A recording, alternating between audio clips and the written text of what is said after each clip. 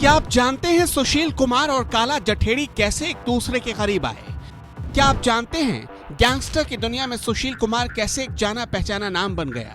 क्या आपको पता है ओलंपिक मेडलिस्ट पहलवान गैंगस्टर का मोहरा बनकर क्यों काम करने लगा?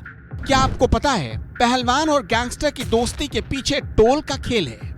अगर नहीं तो एनएमएफ न्यूज की स्पेशल सीरीज का ये स्पेशल एपिसोड देखते जाइए। इस एपिसोड में आपको मर्डर केस में फंसे सुशील कुमार के एक एक काम का हिसाब मिल जाएगा। जुर्म की दुनिया से रिश्तों का राज खुल जाएगा।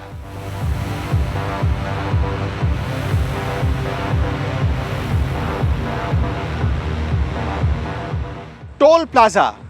जब भी आपके जहन में या दिलो दिमाग में टोल प्लाजा की तस्वीर उभरती होगी, आपको फर्राटा भरती हुई गाड़ियां ही दिखती होंगी। इसके साथ साथ गाड़ियों की लंबी लंबी कतारों का अक्स आपके जहन में उभर आता होगा। अक्सर आपने ऐसे टोल प्लाजा या टोल बूथ पर बड़े बड़े पहलवानों को लाठी डंडों के साथ दादागिरी करते हुए भी देखा होगा। कहा जाता है कि सुशील कुमार जब ऐसे टोल प्लाजा के कारोबार में उतरा तो फिर कभी वापस लौट नहीं पाया और इसी कारोबार से उसकी और काला जठेड़ी जैसे गैंगस्टर की दोस्ती पक्की होती चली गई।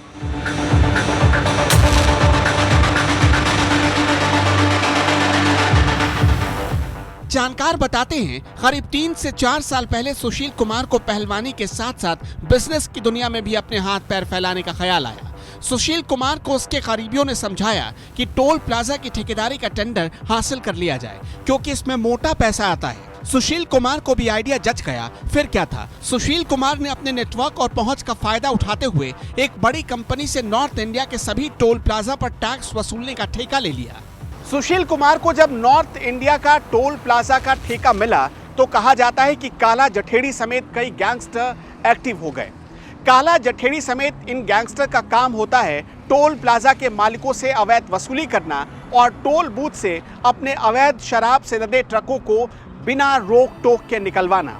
लेकिन सुशील कुमार से काला जठेड़ी ने कोई उगाही नहीं की और ना ही कोई टैक्स मांगा। लेकिन एक शर्त रखी गई। शर्त यह थी कि बिना रोक टोक के उसके शराब के ट्रकों को सुशील कुमार अपने टोल बूथ से पास करवाएगा। कहा जाता है कि इधर ओलंपिक विजेता पहलवान ने हां कहा और उधर दोस्ती का नया सफर शुरू हो गया।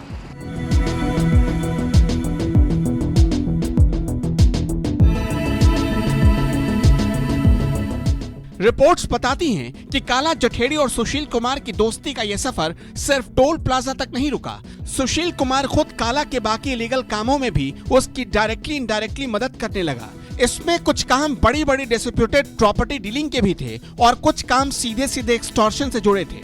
पुलिस सूत्रों का कहना है कि काला जठेड़ी जिन कारोबारियों और अवैध प्रॉपर्टी से जुड़े लोगों को पैसों के लिए धमकी देता था, उनके बीच सेटलमेंट की कड़ी बनता था सुशील कुमार।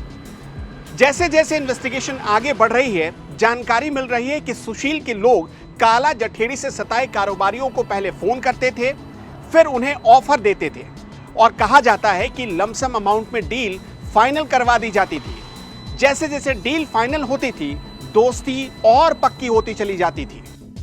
दिल्ली पुलिस के सूत्र बताते हैं कि सुशील कुमार सिर्फ काला जठेड़ी के संपर्क में ही नहीं था, वो नीरज भवाना गैंग के नजदीक भी आ चुका था। साथ ही असोदा और बवानिया गैंग से भी सुशील कुमार ने नजदीकियां बढ़ा ली थी। एक थ्योरी तो यह भी है कि दिल्ली, यूपी और हरियाणा के टोल बूथों पर खुद काला जठेड़ी कब्जा करना चाहता था। उसे इस मामले में अपने दोस्त सुशील कुमार से बहुत सारी उम्मीद थी।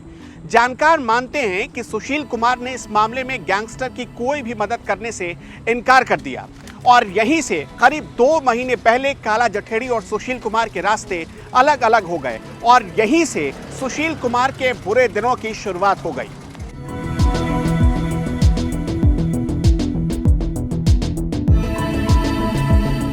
इस दोस्ती का बुरा अंजाम तब देखा गया जब सागर धनखड़ की हत्या के दौरान सुशील ने नीरज भवाना, बवानिया और असौदा गैंग के गुर्गों की मदद लेकर काला के रिश्तेदार सोनू पहलवान को भी पीट दिया। इस पूरे कांड से काला जठेड़ी बहुत गुस्से में आ गया और फिर सुशील और काला के बीच दूरियां खाई में तब्दील हो गई। मॉडल टाउन के जिस फ्लैट को लेकर पूरा विवाद बताया जा रहा है, दरअसल उसकी भी एक कहानी है। कहा जाता है कि उस फ्लैट को लेकर काला जठेड़ी के मामा के बेटे जय भगवान उर्फ सोनू महाल और सुशील कुमार के बीच झगड़ा हुआ था। रामवीर के करीबी होने के चलते असौदा और बवानिया गैंग ने सुशील कुमार का साथ दिया। इस गैंग के कुछ गुर्गों को पुलिस ने गिरफ्तार कर लिया है। सुशील कुमार के साथ इस वीडियो में कुछ लोग जो नजर आ रहे हैं वो दरअसल बवानिया और असौदा गैंग के गुर्गे ही हैं।